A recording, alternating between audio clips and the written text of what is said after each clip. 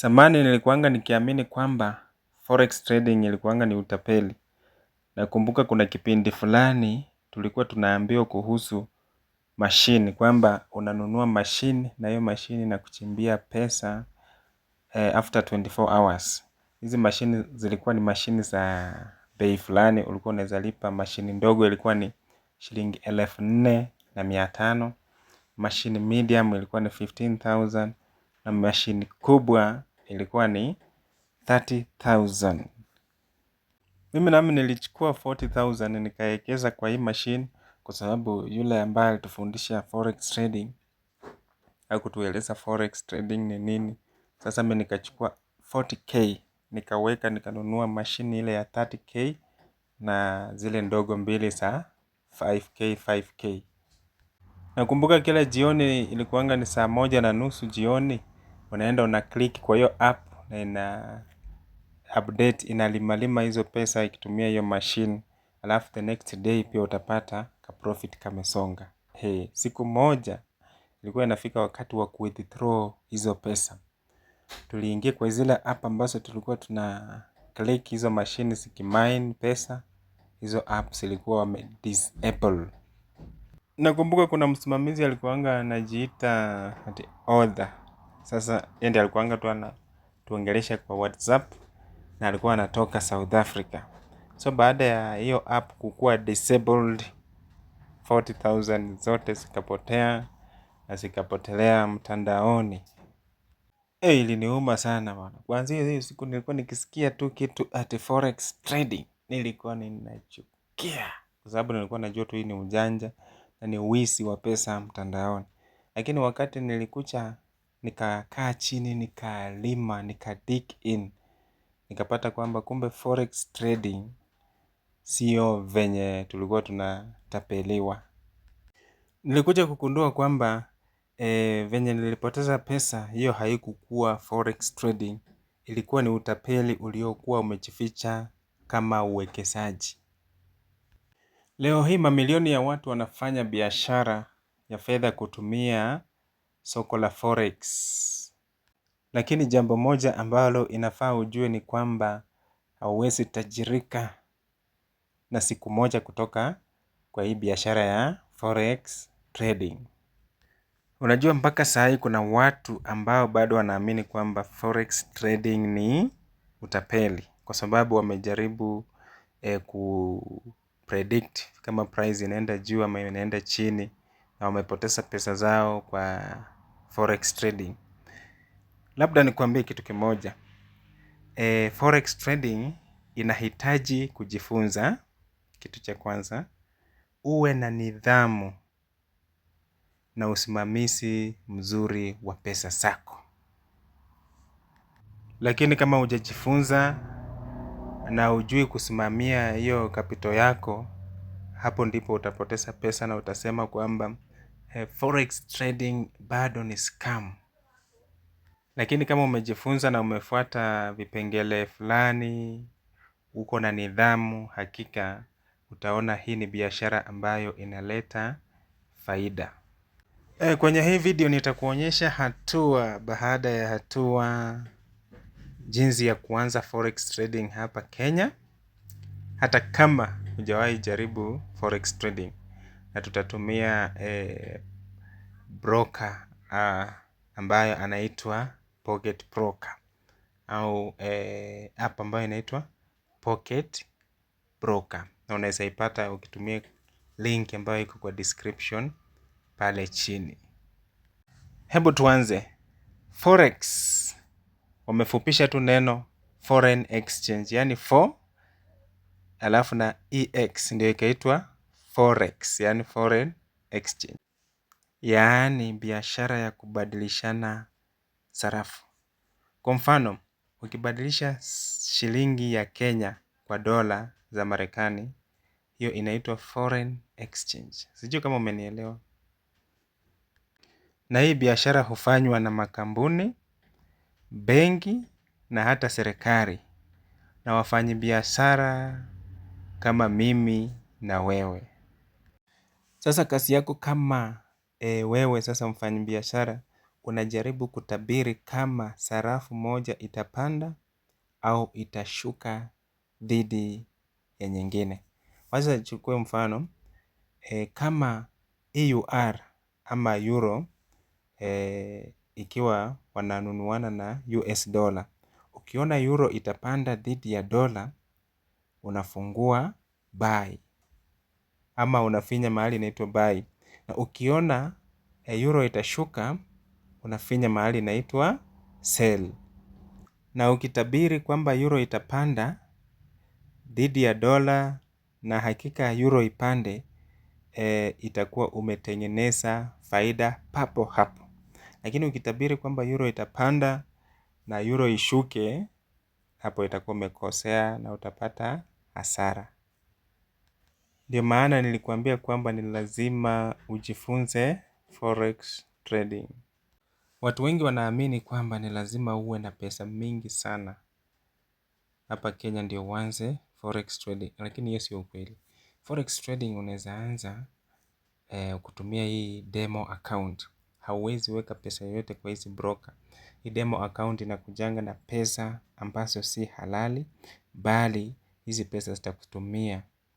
Hizi pesa zitakusaidia kufanya mazoezi kabla udeposit ama uwekeze pesa zako kwa hii broker. Ukishafanya mazoezi ya kutosha kwa hii pocket broker ama broker yoyote, hapo ndipo unaweza amua kufungua akaunti halisi na uanze na kiasi kidogo tu cha pesa ambacho hakitakuwa uchungu sana wakati umepoteza. Na make sure usikope pesa ili uende ufanye forex trading. Usitumie karo ya shule na usitumie pesa ya kodi. Inafaa ulipe rent na wewe unasema wacha niende nijaribu forex trading. Bila kuongea sana, wacha tufungue hii account. Leo natumia broker ambayo inaitwa Pocket Broker. Unaweza download Pocket Broker ama unaweza tumia link kwa description hapa ambayo itakuleta direct kwa Pocket Broker.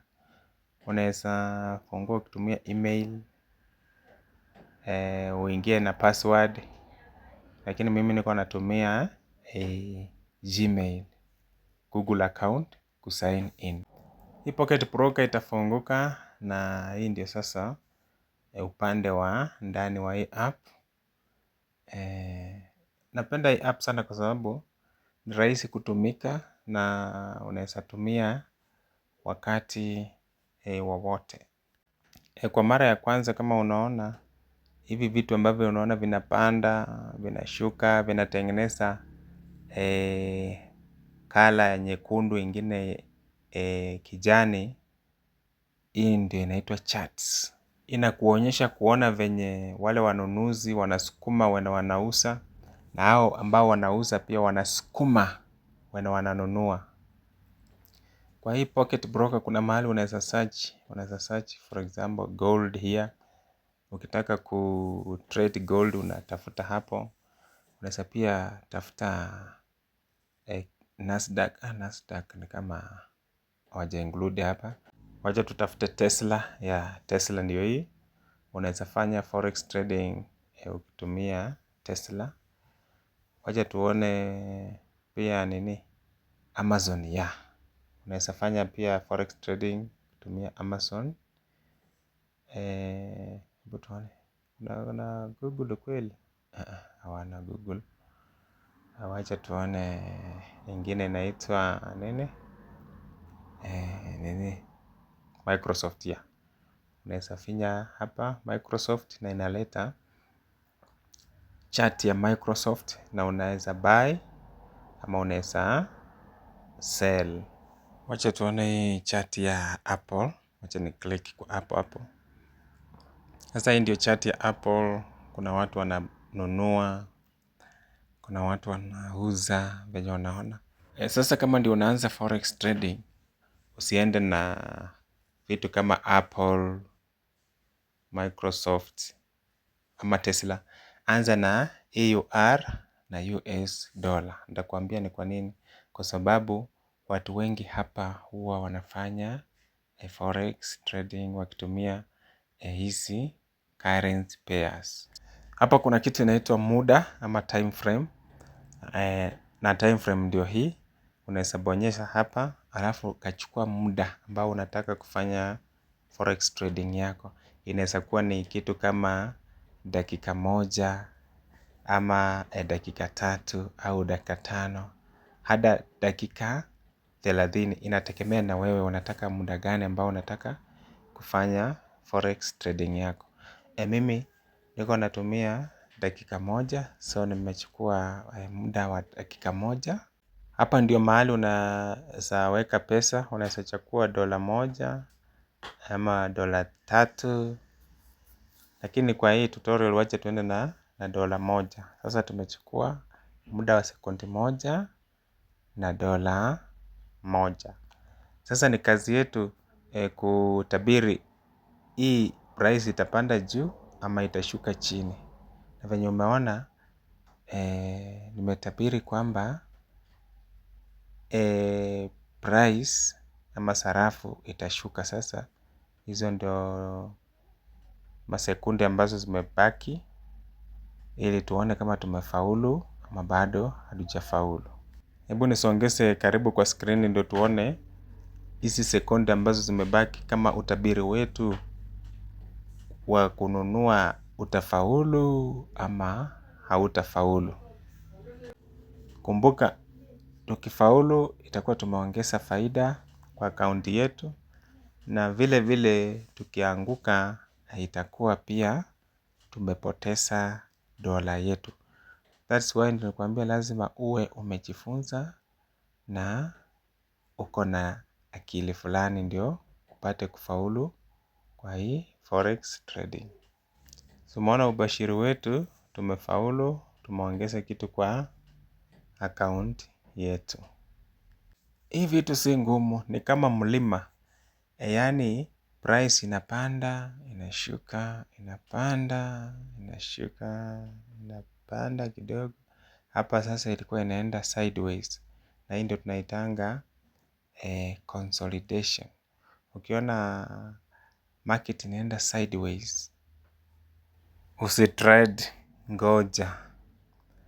Ngoja itarudi. Hii market itarudi. Usikuwe na haraka, ngoja tu itarudi. Itarudi. Nikisema naongea mengi sana, hii tutorial inaweza chukua muda wa lisali moja. Lakini wacha nikatekate tu kwa sababu ya muda. Kwanza kuna makosa ambayo watu huwa wanafanya, watu ambao wanaanza. Na hiyo ni kwamba mtu anataka atajirike kwa haraka. Forex trading sio hivyo. Pili, unataka ufuate signals za watu bila kuelewa soko. Wanasema leo sijui ni kubuy, leo ni kusell, na wewe mwenyewe hujaingia soko ukaona venye trend inafuata. Kitu kingine ambacho kinaua sana wale ambao wanaanza ni kwamba huwa wanafungua trade nyingi sana kupita kiasi. For example, wacha nikuonyesha hapa.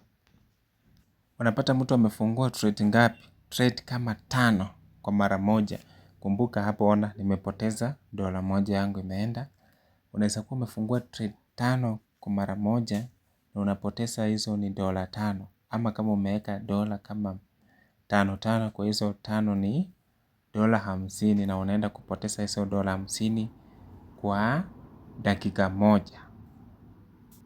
Makosa mengine ni kwamba watu hufanya maamuzi kwa hasira au tamaa. Kwa sababu umepoteza maybe dola yako 2 ama 1. Unataka ufanye revenge kwa tamaa. Hiyo ni makosa makubwa sana ambayo unaweza fanya. Ushauri wangu, fanya mazoezi kila siku, tazama video za elimu na uandike makosa yako kila siku. Hapo utaimprove whether you like it or not. Forex trading si utapeli. Wanaotapeli watu wapo, lakini soko la forex ni halali mno. Kama umejifunza kitu kupitia video hii, tafadhali bonyeza like, subscribe ili usikose video zetu zingine.